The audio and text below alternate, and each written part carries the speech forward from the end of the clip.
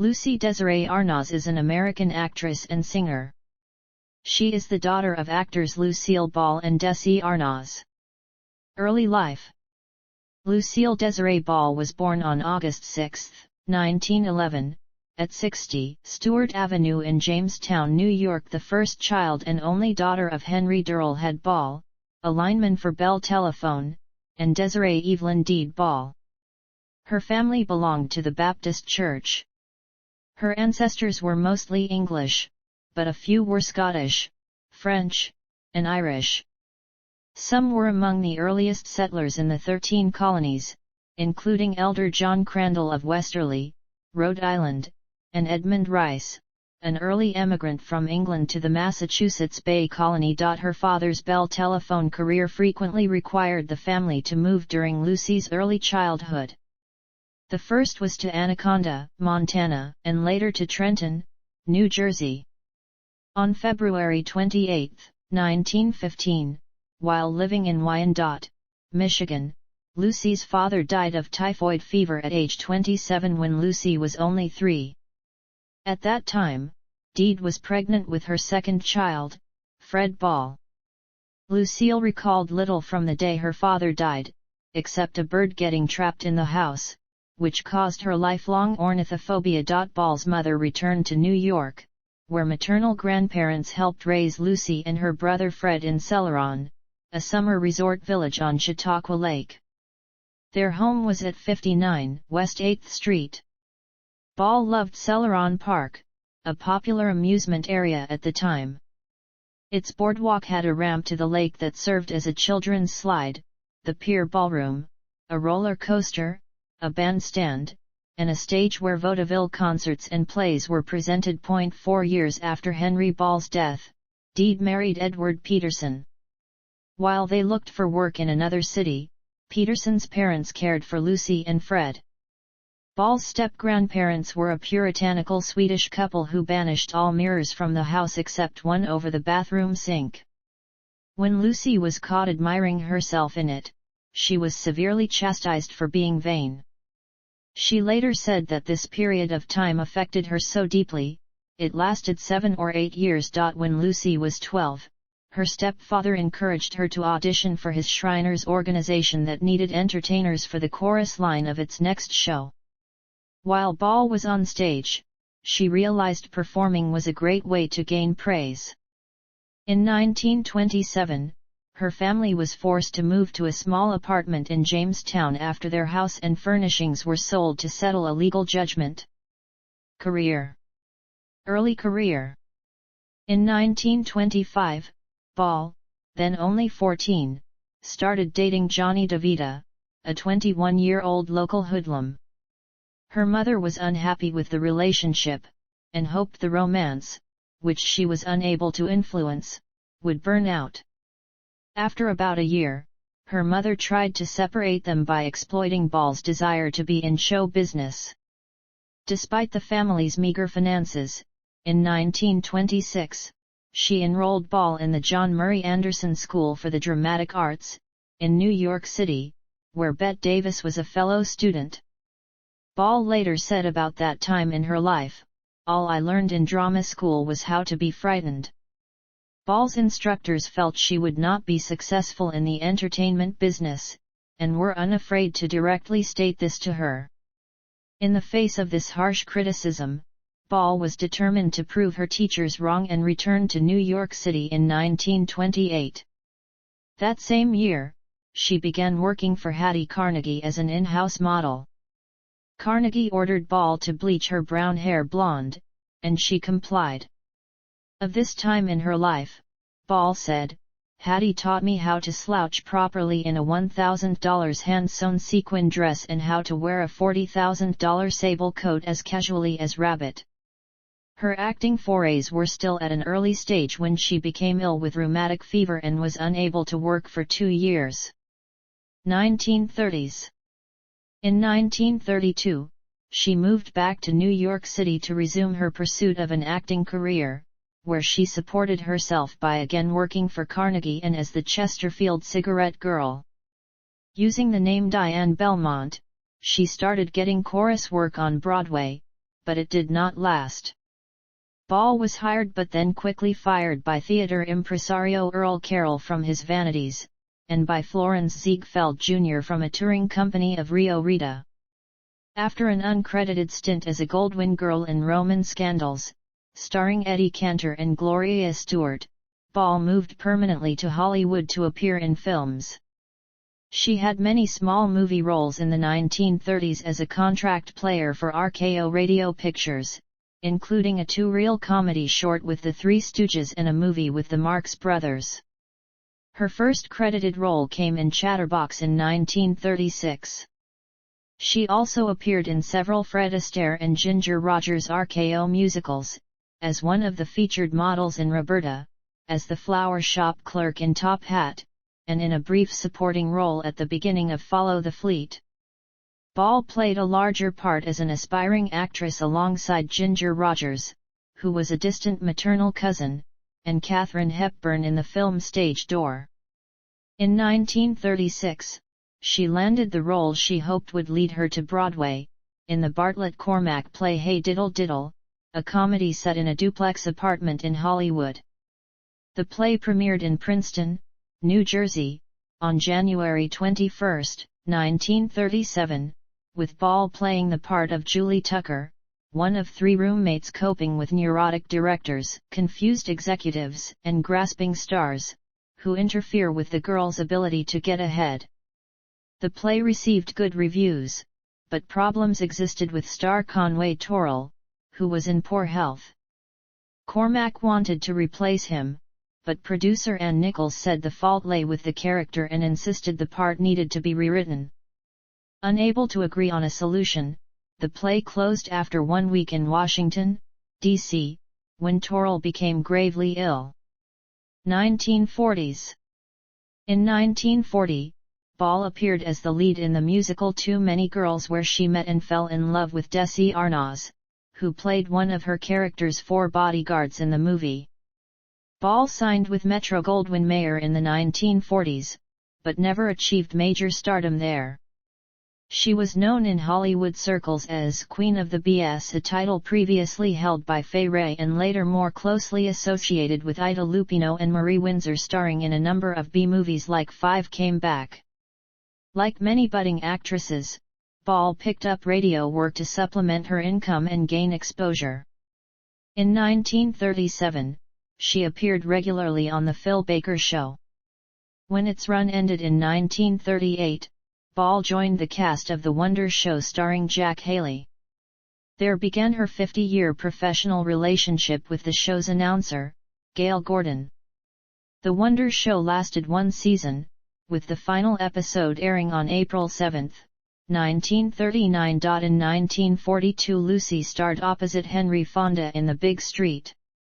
MGM producer Arthur Freed purchased the Broadway hit musical play Dewberry Was a Lady especially for Ann Sothern, but when she turned down the part, that role went to Ball, Sothern's real-life best friend. In 1943, Ball portrayed herself in Best Foot Forward. In 1946, Ball starred in Lover Come Back. In 1947, she appeared in the murder mystery Lord as Sandra Carpenter, a taxi dancer in London. In 1948, Ball was cast as Liz Cooper, a wacky wife in My Favorite Husband, a radio comedy for CBS Radio. 1950s. My Favorite Husband was successful, and CBS asked her to develop it for television. She agreed, but insisted on working with her real-life husband, Cuban band leader Desi Arnaz. CBS executives were reluctant, thinking the public would not accept an Anglo-American redhead and a Cuban as a couple. CBS was initially unimpressed with the pilot episode, produced by the couple's Desilu Productions company. The pair went on the road with a vaudeville act, in which Lucie played the zany housewife, wanting to get into Arnaz's show.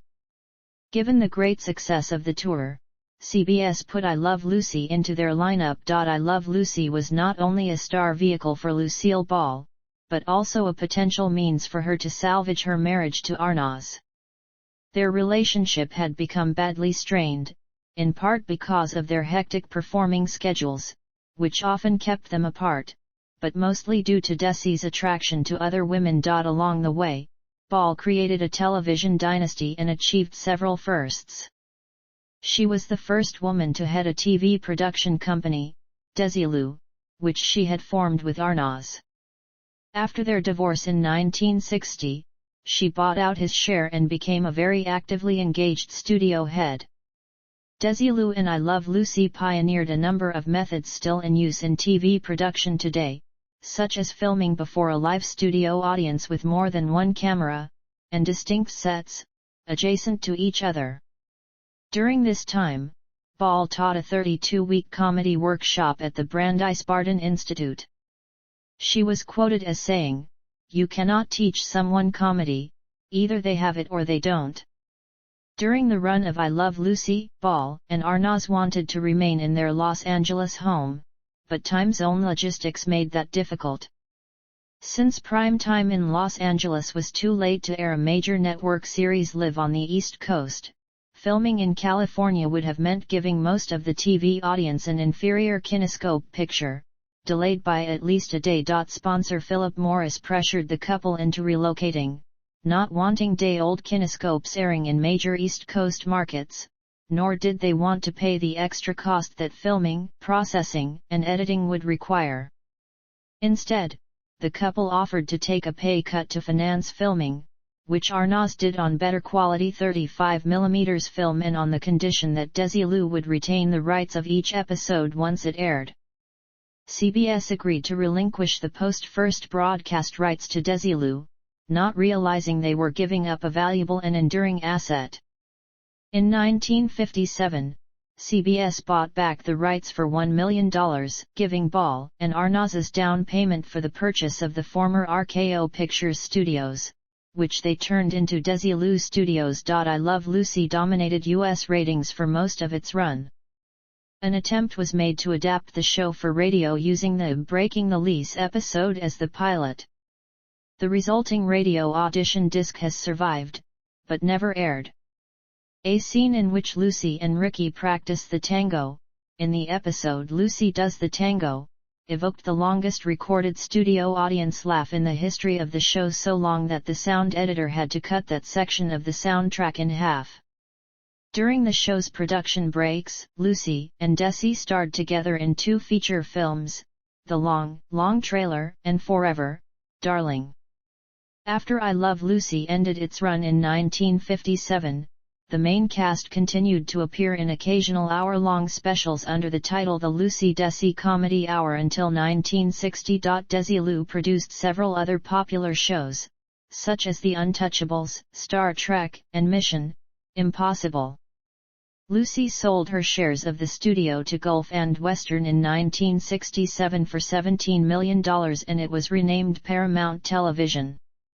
1960s and 1970s. The 1960 Broadway musical Wildcat ended its run early when producer and star Ball could not recover from a virus and continue the show after several weeks of return ticket sales. The show was the source of the song she made famous, Hey, Look Me Over, which she performed with Paula Stewart on The Ed Sullivan Show. Ball hosted a CBS radio talk show entitled Let's Talk to Lucie in 1964-65. She also made a few more movies including Yours, Mine, and Ours, and the musical Mame, and 2 more successful long-running sitcoms for CBS, The Lucie Show, which co-starred Vivian Vance and Gail Gordon, and Here's Lucie, which also featured Gordon, as well as Lucie's real-life children, Lucie Arnaz and Desi Arnaz, Jr.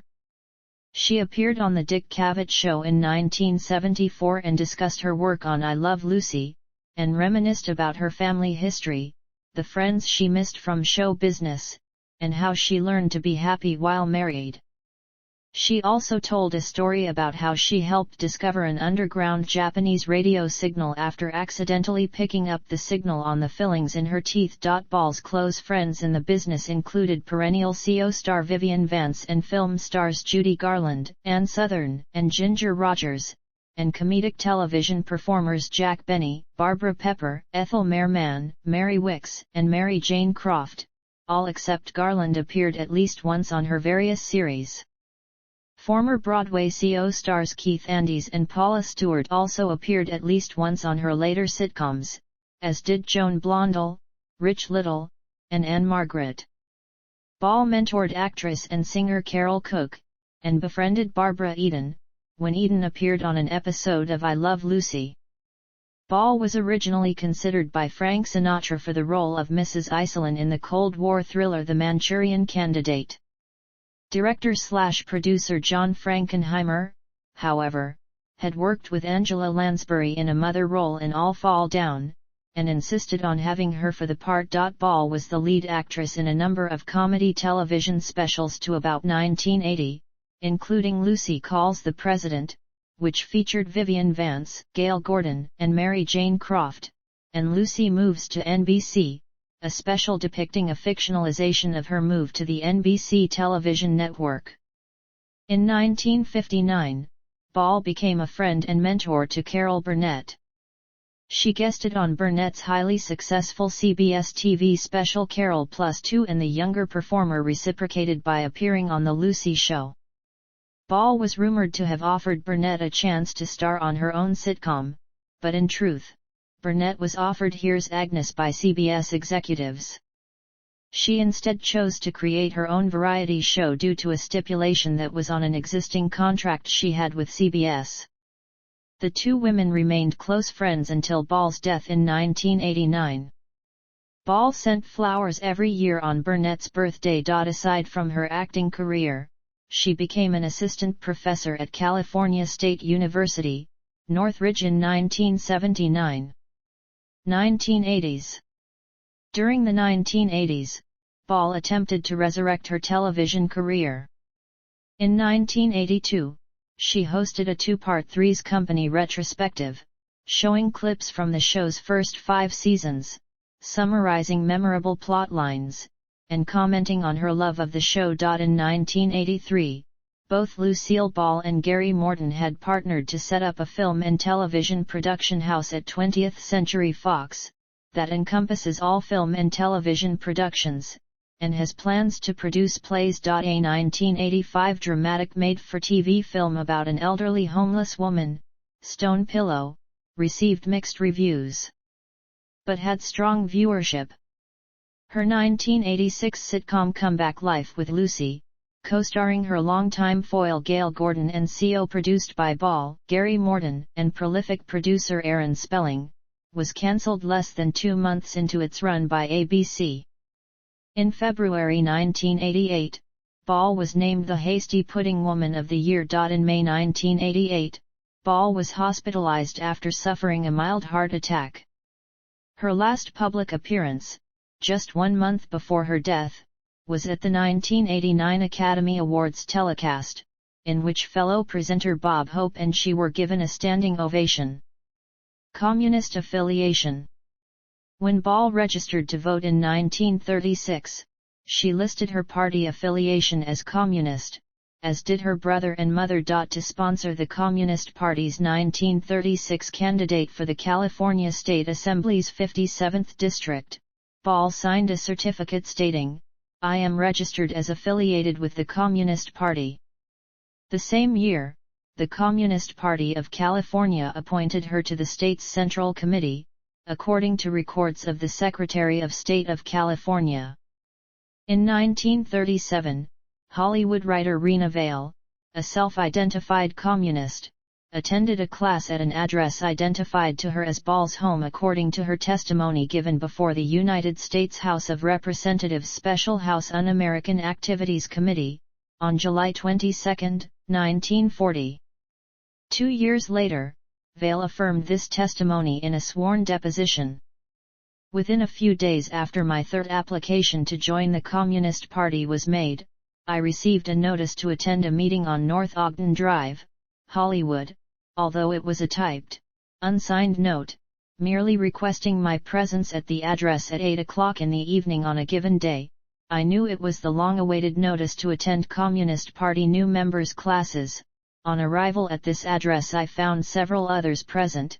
An elderly man informed us that we were the guests of the screen actress, Lucille Ball, and showed us various pictures, books, and other objects to establish that fact, and stated she was glad to loan her home for a Communist Party new members class. In a 1944 Path News newsreel titled Fundraising for Roosevelt, Ball was featured prominently among several stage and film stars at events in support of President Franklin D. Roosevelt's fundraising campaign for the March of Dimes. She stated that in the 1952 United States presidential election, she voted for Republican Dwight D. Eisenhower. On September 4, 1953, Ball met voluntarily with HUAC investigator William A. Wheeler in Hollywood and gave him sealed testimony.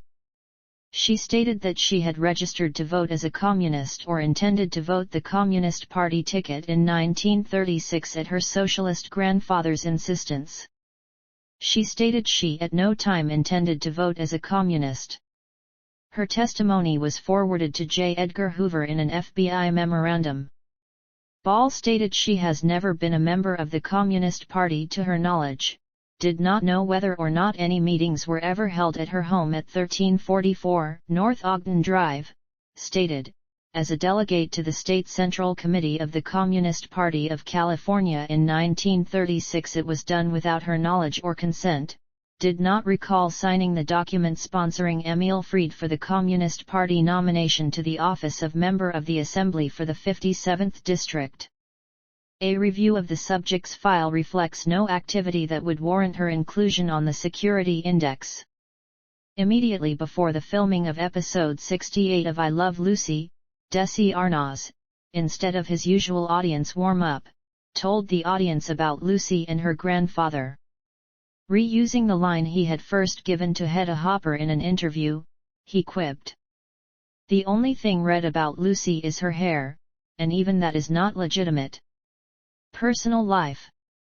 In 1940, Ball met Cuban-born band leader Désirée Arnaz while filming the Rodgers and Hart stage hit Too Many Girls. They connected immediately, and eloped on November 30, 1940, 2 months after the film opened. Although Arnaz was drafted into the Army in 1942, he was classified for limited service due to a knee injury. He stayed in Los Angeles, organizing and performing USO shows for wounded G.I.S. brought back from the Pacific. Ball filed for divorce in 1944, obtaining an interlocutory decree. However, she and Arnaz reconciled, precluding the entry of a final decree. On July 17, 1951, less than 3 weeks prior to her 40th birthday, Ball gave birth to daughter Lucie Désirée Arnaz. A year and a half later, she gave birth to Desiderio Alberto Arnaz IV, known as Desi Arnaz, Jr. Before he was born, I Love Lucie was a solid ratings hit, and Ball and Arnaz wrote the pregnancy into the show.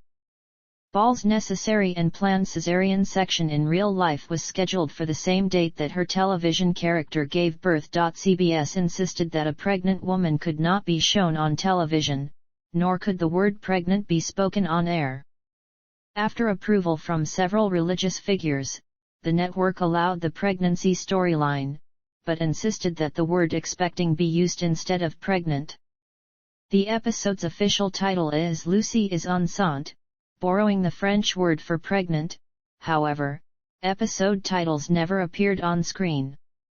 The episode aired on the evening of January 19, 1953, with 44 million viewers watching Lucie Ricardo welcome little Ricky, while in real life Ball delivered her second child, Desi Jr., that same day in Los Angeles.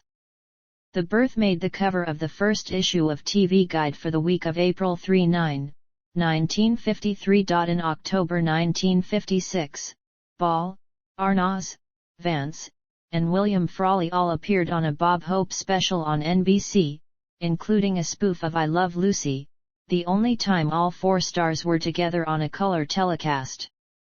By the end of the 1950s, Desilu had become a large company, causing a good deal of stress for both Ball and Arnaz. On March 3, 1960, a day after Desi's 43rd birthday, Ball filed papers in Santa Monica Superior Court, claiming married life with Desi was a nightmare and nothing at all as it appeared on I Love Lucy. On May 4, 1960, they divorced. However, until his death in 1986, Arnaz and Ball remained friends and often spoke fondly of each other. Her real-life divorce indirectly found its way into her later television series, as she was always cast as an unmarried woman, each time a widow. The following year, Ball starred in the Broadway musical Wildcat, CO starring Keith Andes and Paula Stewart. It marked the beginning of a 30-year friendship with Stewart, who introduced Ball to second husband Gary Morton, a Borscht Belt comic 13 years her junior. Morton and Ball married on November 19, 1961. According to Ball, Morton claimed he had never seen an episode of I Love Lucy due to his hectic work schedule. She immediately installed Morton in her production company, teaching him the television business and eventually promoting him to producer. He also played occasional bit parts on her various series. They had homes in Beverly Hills and Palm Springs, California, and in Snowmass Village, Colorado. Ball was outspokenly against the relationship her son had with actress Patty Duke. Later, commenting on when her son dated Liza Minnelli, she said, "I miss Liza, but you cannot domesticate Liza." Death.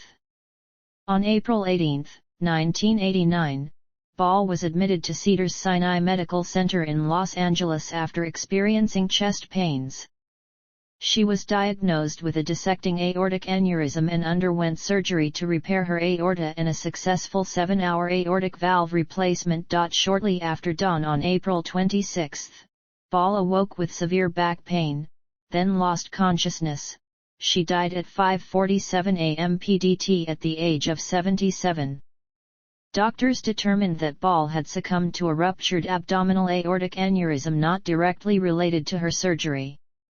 A greater incidence of aortic aneurysm is seen in cigarette smokers, and Ball had been a heavy smoker most of her life. 3 Memorial services were held for Ball. She was cremated and the ashes were initially interred in Forest Lawn Hollywood Hills Cemetery in Los Angeles, where her mother was also buried. In 2002, Ball and her mother's remains were reinterred at the Hunt family plot at Lakeview Cemetery in Jamestown, in accordance with Ball's wishes to be buried near her mother. Her brother's remains were also interred there in 2007. Recognition and legacy. Ball received many tributes, honors, and awards throughout her career and posthumously. On February 8, 1960, she was given 2 stars on the Hollywood Walk of Fame, at 6436 Hollywood Boulevard for contributions to motion pictures, and at 6100 Hollywood Boulevard for her contribution to the arts and sciences of television. In 1964, Ball and her second husband Morton attended Lucy Day, a celebration in her honor held by the New York World's Fair. Acting on advice given to her by Norman Vincent Peale in the early 1960s, Ball collaborated with Betty Hannah Hoffman on an autobiography that covered her life until 1964. Her former attorney found the manuscript, postmarked 1966, while going through old files. He sent it and the tapes of interviews, conducted by Hoffman and used to write the manuscript, to Lucy Jr. and Desi Jr., who had been put in charge of Ball's estate. It was subsequently published by Berkeley Publishing Group in 1997. The book was released on audio through Audible on July 9, 2018, read by her daughter. In 1976, CBS paid tribute to Ball with the 2-hour special CBS Salutes Lucy, the first 25 years. Both Ball and Arnaz appeared on the screen for the special, which is the first time they appeared together in 16 years since their divorce. On December 7, 1986, Ball was recognized as a Kennedy Center Honors recipient. The part of the event focused on Ball was particularly poignant, as Desi Arnaz, who was to introduce Lucie at the event, had died from cancer just 5 days earlier. Friend and former Desilu star Robert Stack delivered the emotional introduction in Arnaz's place. Posthumously, Ball received the Presidential Medal of Freedom from President George H. W. Bush on July 6, 1989, and the Women's International Center's Living Legacy Award. The Lucille Ball Désirée Arnaz Museum and Center for Comedy is in Ball's hometown of Jamestown, New York. The Little Theater was renamed the Lucille Ball Little Theater in her honor. The street she was born on was renamed Lucie Street. Ball was among Time magazine's 100 Most Important People of the Century. On June 7, 1990, Universal Studios Florida opened a walk-through attraction dedicated to Ball, Lucie A Tribute. It featured clips of shows, facts about her life, displays of items she owned or that were associated with her, and an interactive quiz. It remained open until August 17, 2015. In 1991, CBS aired Lucie and Desi, Before the Laughter, starring Frances Fisher.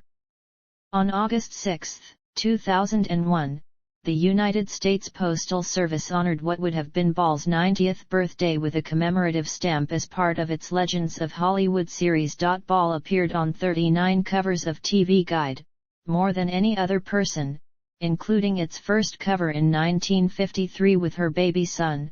Désirée Arnaz Jr. TV Guide voted her the greatest TV star of all time, and later commemorated the 50th anniversary of I Love Lucie with 8 covers celebrating memorable scenes from the show. In 2008, it named I Love Lucie the second best television program in American history, after Seinfeld. For her contributions to the women's movement, Ball was inducted into the National Women's Hall of Fame in 2001. The Friars Club named a room in its New York clubhouse the Lucille Ball Room. She was posthumously awarded the Legacy of Laughter Award at the 5th Annual TV Land Awards in 2007. In November 2007, she was chosen as number 2 on a list of the 50 greatest TV icons.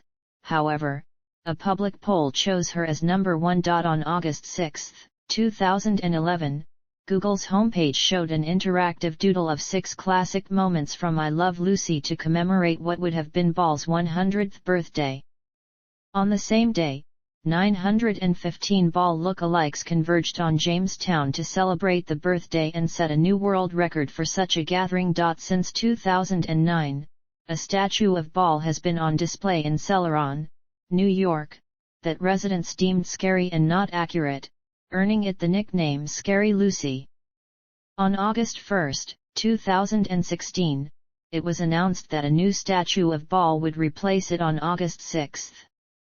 However, the old statue had become a local tourist attraction after receiving media attention, and it was placed 75 yards from its original location so visitors could view both statues. Rachel York and Madeline Zima portrayed Ball in a biographical television film titled Lucie, which was directed by Glenn Jordan and originally broadcast on CBS on May 4, 2003. In 2015, it was announced that Ball would be played by Cate Blanchett in an untitled biographical film, to be written and directed by Aaron Sorkin. Subsequently, Nicole Kidman was hired to portray Ball when Sorkin's film entitled Being the Ricardos was produced in 2021. On February 8, 2022, Nicole Kidman received a nomination for the Academy Award for Best Actress for her portrayal of Ball. Kidman also won the Golden Globe Award for Best Actress in a Motion Picture Drama for her performance. A 2017 episode of Will and Grace paid homage to Ball by replicating the 1963 shower scene from the episode Lucie and Viv Put in a Shower from The Lucie Show. 3 years later, an entire episode was dedicated to her by recreating 4 scenes from I Love Lucie. Ball's character Lucie Ricardo was portrayed by Gillian Anderson in the American Gods episode The Secret of Spoons. Ball was portrayed by Sarah Drew in the play I Love Lucie. A funny thing happened on the way to the sitcom, a comedy about how Ball and her husband battled to get their sitcom on the air.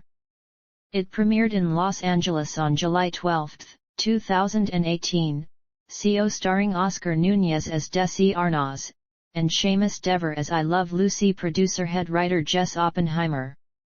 The play was written by Oppenheimer's son, Greg Oppenheimer. BBC Radio 4 broadcast a serialised version of the play in the UK in August 2020, as Lucy Loves Desi. A funny thing happened on the way to the sitcom, starring Anne Heche as Ball. Ball was a well-known gay rights supporter, stating in a 1980 interview with People, "It's perfectly all right with me. Some of the most gifted people I've ever met or read about are homosexual. How can you knock it?" Works and accolades. Filmography. Radio appearances. Awards and nominations. Ball's awards and nominations references.